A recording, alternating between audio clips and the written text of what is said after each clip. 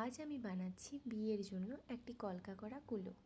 The glowing রেনবোর পক্ষ থেকে আমি সুনন্দিতা আবারও একটি নতুন ভিডিওতে তোমাদের সবাইকে স্বাগতম।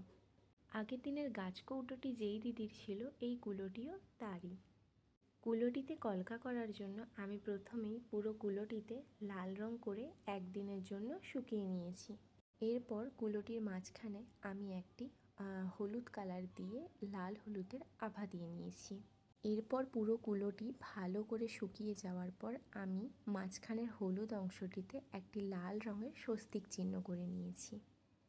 এরপরে কুলোটির নিচের দিকে আমি সাদা রং দিয়ে একটি ছোট্ট কলকার বর্ডার করে নিচ্ছি এবং একটি ছোট্ট গণেশ ঠাকুরের কলকা করে নিয়েছি।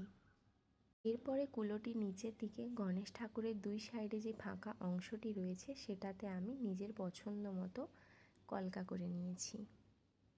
এরপর কুলোটির ওপরের দিকে একটি চাওড়া বর্ডার করে সেটাতে পুরো কলকা ভরাট করে নিয়েছি।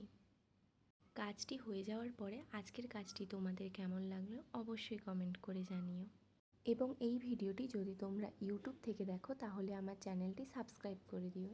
এবং এই ভিডিওটি যদি তোমরা ফেসবুক থেকে দেখো তাহলে আমার পেজটি ফলো করে দিও। এবং তোমাদের যদি এই রকম কাস্টমাইজগুলো প্রয়োজন হয় তাহলে আমাকে অবশ্যই জানিও। আজকের ভিডিওটি যদি তোমাদের ভালো লেগে থাকে তাহলে আমার ভিডিওটিতে একটি লাইক করে দিও। আজকের মতো টাটা। Thanks for watching.